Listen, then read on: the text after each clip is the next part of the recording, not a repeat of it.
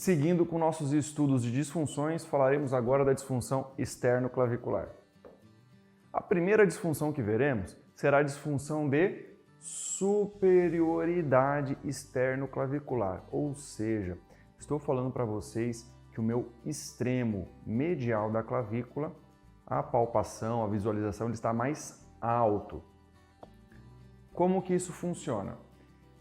Esse paciente vai ter como etiologia, como causa desse problema, traumas na parte superior externa do ombro, como em quedas ou traumas diretos. Por que na parte superior externa do ombro? Que é algo que vai bater no meu ombro externo e superior, no sentido inferior, vai deprimir a minha extremidade lateral da clavícula, que, por consequência, irá ascender a minha extremidade medial.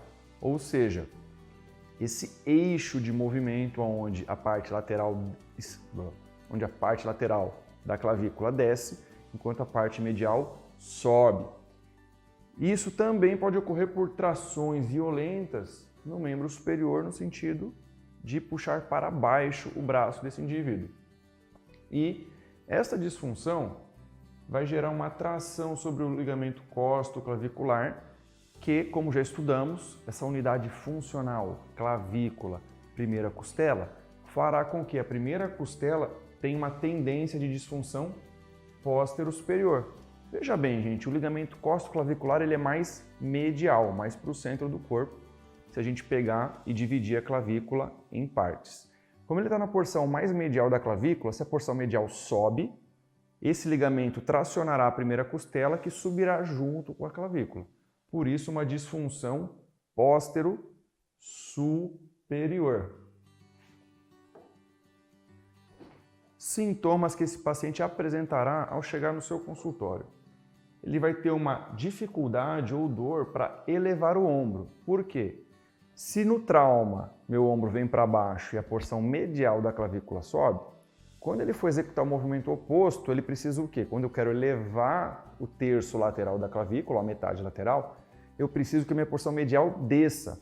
Como esse movimento de descenso da porção external da clavícula estará restrito, isso será sintomático no seu paciente. Consequentemente, quando ele precisa executar movimentos onde o membro superior dele ultrapassa os 120 graus de amplitude, isso gera dor, gera sintoma ou ele tem bloqueio, restrição desse movimento. Por quê? Quando eu abduzo, por exemplo, meu membro superior acima dos 120 graus, eu preciso que a minha metade external da clavícula, a minha articulação externo-clavicular, faça movimentos de descenso. Se isso não acontece, obviamente, repercutirá com sintomas, disfunções e restrições de movimento. O pescoço ele terá dificuldade de fazer movimentos ao final da amplitude em lateroflexão homolateral, ou seja, estou falando em inclinar. O pescoço ele vai ter dificuldade de inclinar para o mesmo lado, então o final da amplitude de inclinação geralmente é restrito ou sintomático. E também em rotação contralateral. E a limitação desses movimentos cervicais estão associadas ao problema costal, como já estudamos. Quando eu for diagnosticar esse paciente e for fazer a minha inspeção, a minha avaliação da postura, de como esse paciente está posicionado, o que eu encontrarei? Extremidade interna da clavícula mais alta. Veja bem, uma disfunção de externo-clavicular superior. Então já me diz que aquela região está mais alta. Do lado, claro, do sintoma. O músculo externo-cleido-occipitomastoideu, nosso ECOM, estará espasmado. E ele é o principal músculo que mantém essa disfunção ativa. O espasmo desse músculo mantém a clavícula alta. E, na sequência da avaliação, nos testes de mobilidade, o que eu vou encontrar? Quando eu preciso que esse paciente traga seu ombro na orelha, ou seja, que ele eleve a porção lateral da clavícula, o que fará com que a porção medial desça, esse movimento eu sentirei que haverá uma restrição no descenso clavicular, a clavícula não desce, ou também, claro, o paciente pode ter sintomas, dores a esse movimento. Somado a isso, um outro teste de movimento, agora do membro superior, quando eu preciso que o paciente faça abdução ou flexão, como já falado, acima de 120 graus, está restrito também pelos motivos já explicados a vocês. Os testes musculares apresentarão hipotonia do feixe clavicular do peitoral maior. Vocês lembram na anatomia que mostramos uma imagem aonde o ECOM e o feixe clavicular se inserem na mesma altura da clavícula, só que um com fibras que direcionam para cima e outro com fibras que direcionam para baixo de maneira um pouco mais oblíqua, como se fossem músculos antagônicos nesse movimento clavicular. Então, se eu terei uma hipotonia do feixe clavicular do peitoral maior, e isso é uma questão antagônica ao outro músculo que é o ECOM, eu terei uma hipertonia do meu ECOM. Quando eu vou avaliar essa articulação, avaliar a articulação externo-clavicular, uma das coisas que farei é palpação.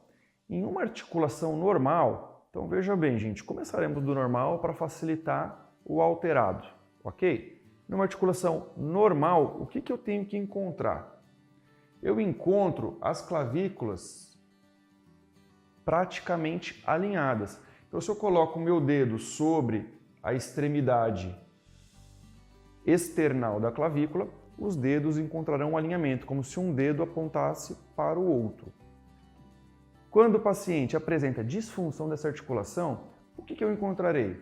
Eu verei que existe uma discrepância de altura entre os meus dedos, um lado mais alto, um lado mais baixo.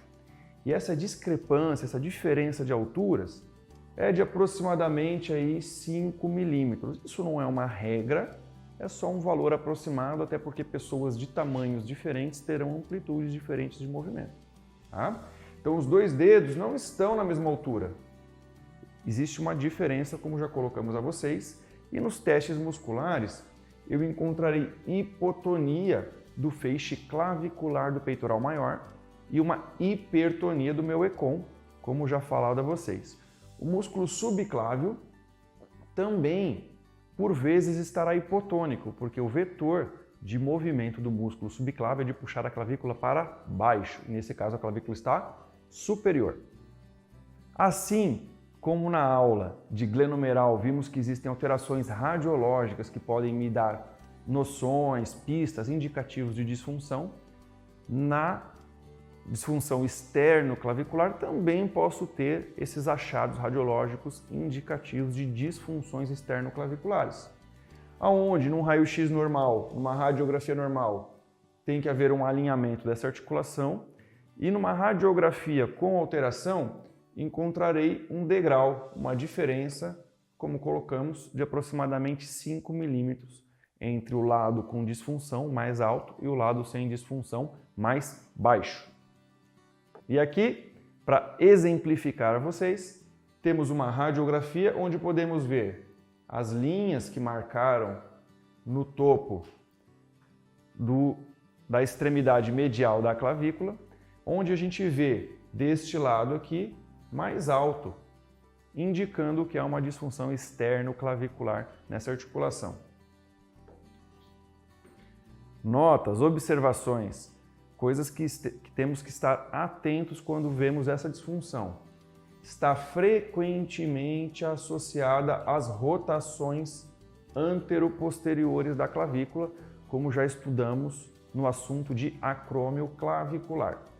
E essa disfunção, gente, por ela ter espasmo do ECOM e também pode afetar o músculo externo ioídeo, que também vai ter inserção clavicular, o paciente ele pode apresentar problemas na sua articulação temporomandibular, esses problemas conhecidos como DTMs, distúrbios temporomandibulares, principalmente pelo espasmo do ECOM, e associado ao espasmo do externo ioídeo e os problemas mandibulares e tudo que vai acontecer de alteração funcional do sistema estomatognático, esse paciente ele pode inclusive desenvolver distúrbios de deglutição.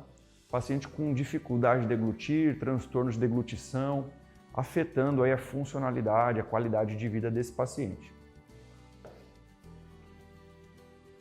Falaremos agora da disfunção externo-clavicular anterior, ou seja, Quando eu faço uma palpação da região clavicular, nessa disfunção, sinto que no lado em disfunção, uma clavícula está à frente da outra.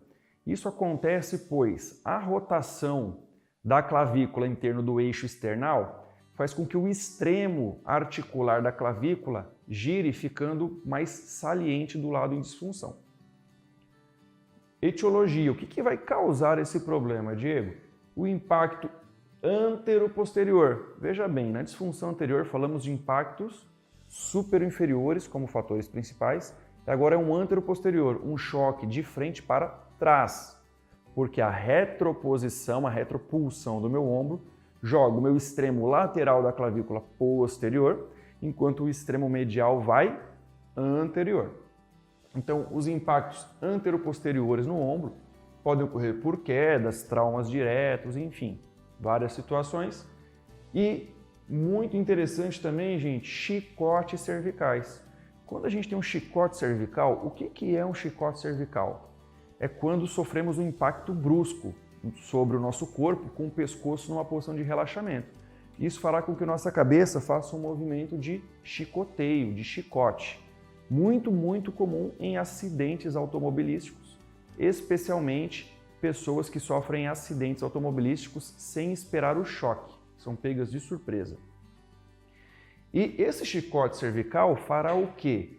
A extensão brusca cervical, se for um chicote posterior, arrastará a primeira costela para frente. Isso gerará tensão do ligamento costoclavicular e o ligamento costoclavicular, por consequência, anterioriza a parte interna, a parte external da clavícula, assim gerando uma disfunção anterior externo clavicular. O paciente chegando ao nosso consultório, ele vai queixar o quê? Quais os sintomas que esse paciente apresenta? Dores difusas no ombro, então ele sente dores espalhadas pela região do ombro, com restrição da anteposição do ombro, ou seja, movimentos em que o ombro precisaria ir para frente, o paciente tem queixa, tem dificuldade de fazer. Veja bem, gente, se o choque, a etiologia é um trauma de frente para trás, no qual joga meu ombro para trás e bloqueia a clavícula nessa posição, a externo-clavicular nessa posição, sempre que ele precisa fazer um movimento oposto, que é trazer o ombro para frente, esse movimento está restrito. Por isso o paciente tem a queixa. E ele vai ter uma restrição de movimento de lateroflexão contralateral e rotação homolateral da coluna cervical dele. Por quê? Porque a posição da primeira costela, induzida pelo ligamento costoclavicular, fará com que quando ele rode e movimente o pescoço nesse sentido, aqui descrito, essa falta de movimento na região costoclavicular restrinja o final dos movimentos cervicais desse paciente, fazendo com que esse movimento seja doloroso ou seja restrito, tenha uma restrição na sua ADM. Imagens de ressonância magnética para mostrar para vocês que são dados, pistas, indicativos que o paciente pode ter essa disfunção.